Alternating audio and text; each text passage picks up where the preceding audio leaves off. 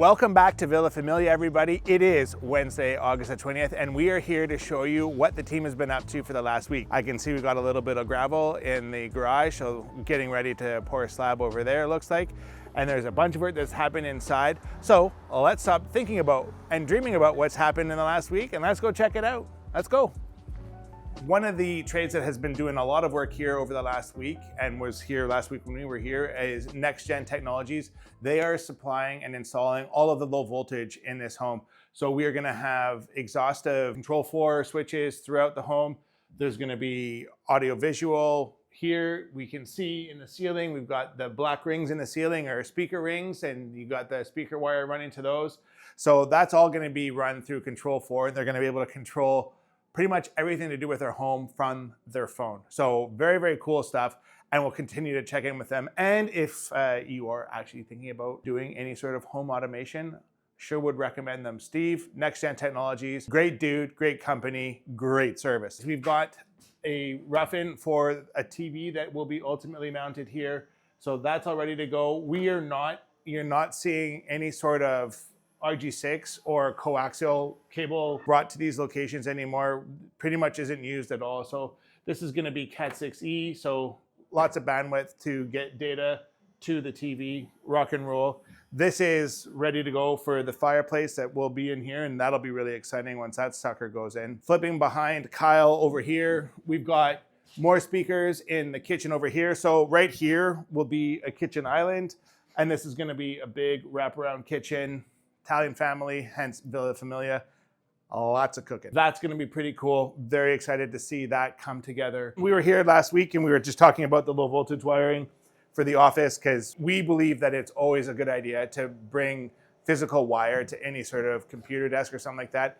If you are doing a renovation or you're planning a custom build, don't rely on Wi-Fi. Yes, there's like all sorts of amazing mesh systems out there, but having a wired connection is always going to give you better bandwidth, especially if you have gamers in the family. Right, let's keep rolling. So I hope one thing that you're noticing as we were walking around today is how much cleaner and tidier the house is. Conversations were had, and let's say greater efforts are being maintained to keep the inside of the house clean and tidy, because that is how a construction site should be, at least on a weekly basis. Safety never takes a holiday. Having shrapnel and crap all over the floor is a tripping hazard, and that's how people get hurt. Keep your sites clean. Everybody will do a better job for you. Promise you. So behind me, we have one of our team, Andrew, here getting the rafter tails all locked and loaded and ready to go. And so what is he doing? He is installing pieces of poly between each rafter.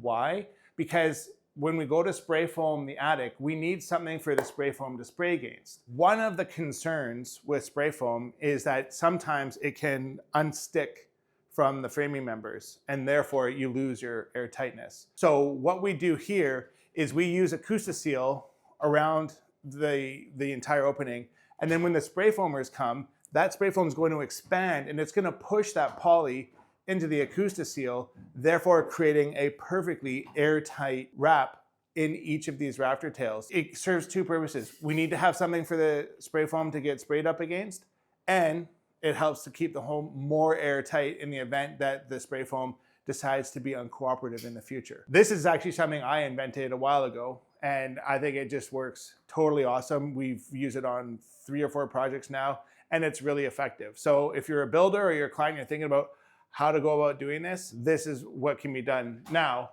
one of the things that I am seeing here is that there's probably 20 or 30 more staples than there needs to be.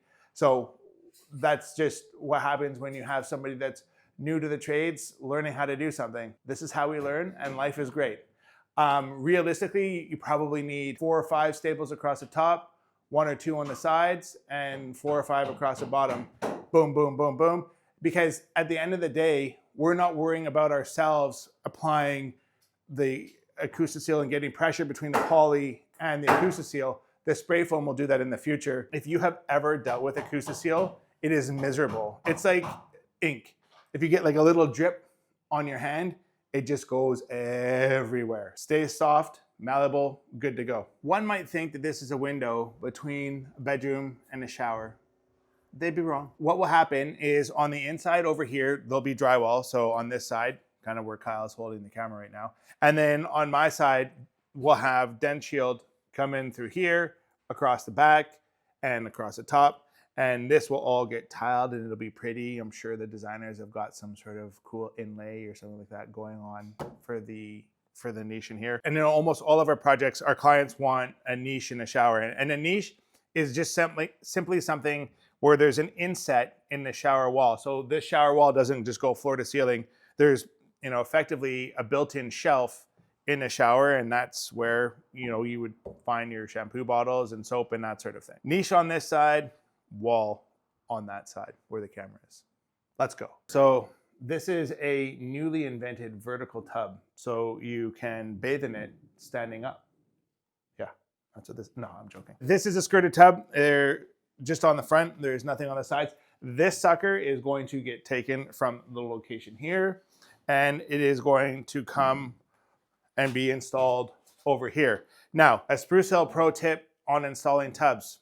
Do one of two things once a tub is installed. Well, one before or one after. Option one is to mix some mortar base and have a heaping mound of mortar base underneath the tub here, so that when you set the tub in place, there's concrete underneath it between the bottom of the tub and the concrete. If we'll go back and we'll have a look at it, but you can see underneath the tub there are feet. And so, do you need to do what I'm talking about? No, you don't. But does it make the tub feel infinitely more solid when you go to stand in it? Yes, it does. Your other option is to take a can of spray foam and spray foam the tub. Now, if you do that without the tub being completely full of water, your tub will become a floating tub, because that spray foam will lift it off the ground. So if you're gonna put spray foam underneath your tub, make sure that sucker is filled to the overflow with water. Not just a little bit of water, as much water as you can fit in that sucker so that it doesn't wanna float up on you. Now let's go over and have a look at that tub just so you can see what I'm talking about here. All tubs, or at least almost all tubs, come with this sort of situation where they've got adjustable feet so that these feet are touching the floor. And that's all well and good. Great thing to have and do. What we have found is that even with having these feet perfectly situated and done, a lot of these fiberglass tubs, they still feel really flexy when you stand in them. So adding a little bit of mortar base underneath your tubs or shower bases, like any sort of acrylic base, any sort of fiberglass base, just adding something underneath it just really goes to make the tub feel more solid when you stand in it, right? So yeah. I prefer mortar myself because I'm a concrete guy. I'm not Italian, but maybe I should be. I think it feels a lot more solid. We do have clients that prefer to use spray foam, and the reason for that preference is if you use spray foam underneath your tub, then when you go to have a bath, it stays warmer longer because you're not losing heat through the bottom of the tub. So if you're a big bather, maybe you want to use spray foam, but if you're a shower person, I would strongly encourage you to consider mortar base. So here we've got speaker rings. This is going to be a media room sort of idea, flex space. We've got a wall hung TV here. We've got all sorts of backing so we can install the TV however we want. There should not have any issues with television installation here. The only thing that will be a little bit tricky is getting spray foam in behind the plywood, but it's all easily accomplished. It's just a little bit trickier with the plywood here. We like to have lots of backing. You'll see in our projects that we put backing behind where TVs go, where handrails go up the stairs, so that you're not just relying on studs, which are those pieces. There's backing everywhere so that you can easily screw and mount your television to the wall. We now have a completely more or less finished mechanical room. So you can see Liam has done a phenomenal job, as he usually does, of getting plywood on the walls and really cleaning this stuff up, and strongly discourage your trades from installing any sort of expensive equipment until after drywall. After drywall. Why? Dust. I would even suggest after interior finishing, right? Because that MDF, when you cut it, makes a huge mess. Put your equipment in at the last stage or near the end, but nonetheless, this is gonna look super sexy and super clean. Don't you think, Kyle? Looks amazing. Yeah, it's pretty cool. You can see this is all of our Cat 6 cable here, and this is all of our alarm wire here. And there's other wires here that are not Cat 6, but I think it's for lighting control. Anyways, this is all gonna get put into a very sexy panel, which is gonna go here. I mean, a rack, not a panel, and that'll go here. So again, this mechanical room is gonna be really cool. Also very busy once it gets going. Now, for all of you in YouTube land, they're like, it's gonna be too hot for the low voltage. Fine, you're right. It's gonna be pretty warm in here. However, we put return air for the HRV in here. So the air in here is going to constantly be getting sucked out so that this room is just maintaining the air temperature of the home. So air gets sucked out here, fresh air will get sucked in from underneath the door. We're in the basement. So this room will actually stay relatively cool, even though we're gonna have the low voltage equipment here and the hot water tank over here. So we're now in the backyard here. And so we've got a water line that's being roughed in the garage. And again, we always sleeve our water line. So you can see that this is in some coroplast. That'll go, is that what it's called? Core line, I don't know, something like that. Anyways, that's gonna go back to the garage. We also have our footings formed up and almost ready to go. I don't need the comments in YouTube land. Yes, these are not finished. Or no, they're not finished. One or the other. This is not ready for concrete. It's almost ready for concrete. So that's what's gonna go here. These are gonna be really cool Roman columns once they're all done. This is gonna look sick. Like this whole face, like it's gonna look so awesome once it's complete. Now, let's keep going this way. When you're doing this kind of work, guys, make sure you're embedding your plumbing pipe and water pipe in sand. Like it doesn't cost, sand's not super expensive. All it takes is if you're lazy and you're not really paying attention to what's going on. You can imagine having a rock like this hard up against a plumbing pipe causing an issue, right? I mean, it just rubs against the plumbing pipe. So, you know, number one, bed it in some sort of sleeve and then, you know, make it bomb-proof by using sand. Like this is not gonna start leaking because of a rock. That's for damn sure. So we're in the garage here.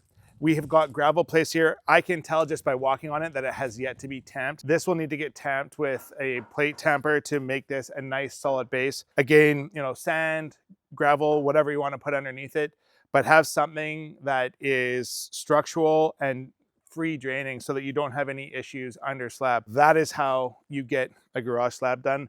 And we've got our chalk line around the outside. We're going to be going for a 6-inch thick slab in here. So this is going to get tamped down and this will be, you know, somewhere in the 4.5 to 6-inch thick range once it gets poured. The other things that we have going on here is we have our hydro work going on. We currently have temp power, which is right over there. The power is going to go from the hydro pole to a mast in the garage, and that is going to be here. That will go from here up into the house. So that's all been done and on its way up into the house and locked and loaded and looking good. Again, like you've got to think about this stuff in advance. So we've got hydro there, we've got water there. So this garage is going to be pretty freaking awesome once it's done. That's a wrap on today for Villa Famiglia, everybody. Listen, if you find this content useful, informative, entertaining, even annoying, don't really care. We sure would appreciate your subscription. It doesn't cost you anything. Just click the subscribe button, ring the bell notification if you want to get notified of our future uploads. If you have a project that you have been dreaming about, we would love to hear from you. Hit us up at the office. You can phone us here, or you can book a call with us at the website here through the Contact Us page. In the meantime, thank you so very much for watching and stay awesome. Bye now.